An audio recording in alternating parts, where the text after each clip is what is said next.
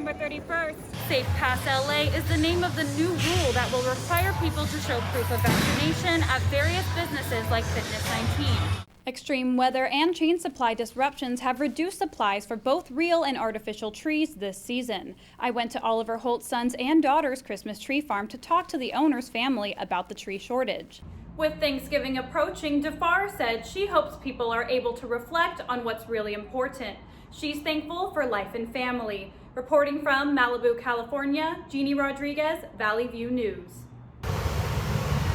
Los Angeles County's vaccine mandate is now in effect. It requires proof of vaccination to enter certain indoor places like gyms and fitness venues. Fitness 19 in Chatsworth started asking their members for proof of vaccination this week. Manager Sean Barton says the gym is doing what it can to keep members safe. And they were doing mass checks every 10 to 15 minutes. We have announcements as well, just to make sure everyone's kept up to date.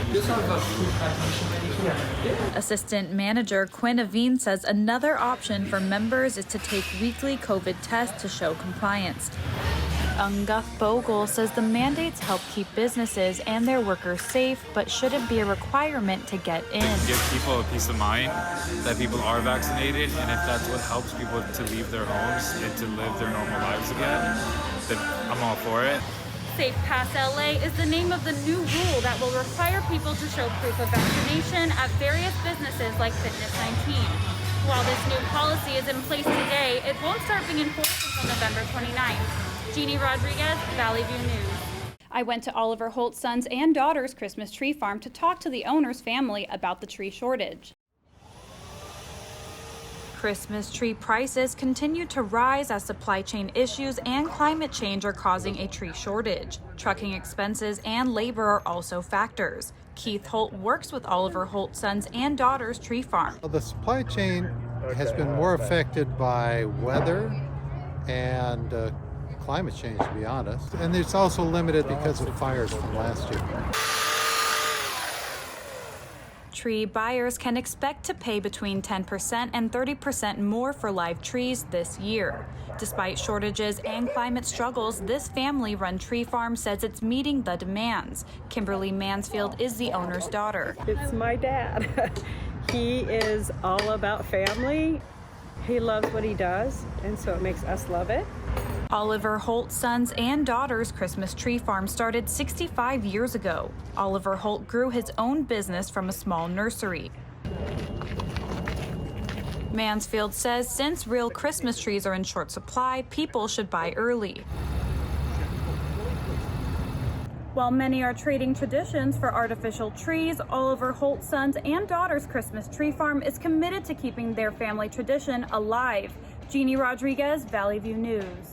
On August 18, 1992, Felicia DeFara was driving to Indiana University. She received a full-ride scholarship to play tennis there. At one point, she heard what she thought was a gunshot. What happened after changed her life forever. I didn't think I was going to make it. And the doctors told my parents they weren't really sure if I was going to be alive. It wasn't a gunshot. As she was driving, her tire popped. She lost control and veered off the road and off a cliff, ramming into an oak tree. She says she was stuck there for hours. I was angry, and I told myself I'd never play tennis again. DeFara says instead of feeling sorry for herself, she didn't give up. She made changes to make her dreams come true. She now coaches tennis and also specializes in Malibu real estate relocations. I love helping buyers find their second home, usually beach condos. I sell a lot here, do a lot of leases, relocating to commercial property, to vacant land. DeFara says since her 1992 accident, she's grown to appreciate life. The way she'll spend her holiday will be a reflection of that. With Thanksgiving approaching, DeFar said she hopes people are able to reflect on what's really important. She's thankful for life and family. Reporting from Malibu, California, Jeanie Rodriguez, Valley View News. Thousands have taken to the streets of Los Angeles in recent weeks to show support for Armenians, who are fighting in an armed conflict more than 7,000 miles away. The hostilities involve Armenia and neighboring country Azerbaijan. They're fighting over a disputed territory officially called Nagorno-Karabakh, but many Armenians refer to the area by its historical name, Artsakh.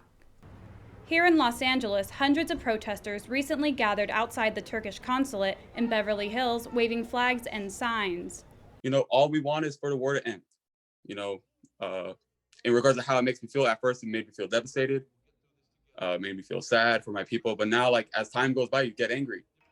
Really, you do get angry because you're like, I can't believe that the world doesn't want to interfere with this war, because we have superpower countries who could end this today if they really wanted to. USA has the power to do so. LA has seen multiple pro-Armenia protests since hostilities began in late September. Southern California is home to the most ethnic Armenians of any region outside Armenia itself. At one march, the Los Angeles Police Department estimated that more than 100,000 people attended. Protesters marched in hopes of getting major news outlets to cover the conflict in Nagorno-Karabakh. They're also calling on the U.S. to step in, even if it strains America's relationship with Turkey. Turkey supports Azerbaijan. This is an international conflict. Have any countries taken sides? Susanna, if you could answer that, please. Yes, so Azerbaijan has been using support from Turkey, direct support from Turkey military, as well as the Turkish deployment of Syrian mercenaries in the thousands who have been fighting on the front line with the Karabakh, against the Karabakh soldiers. And Nishde, I just want to ask you, how has this impacted you personally, this conflict?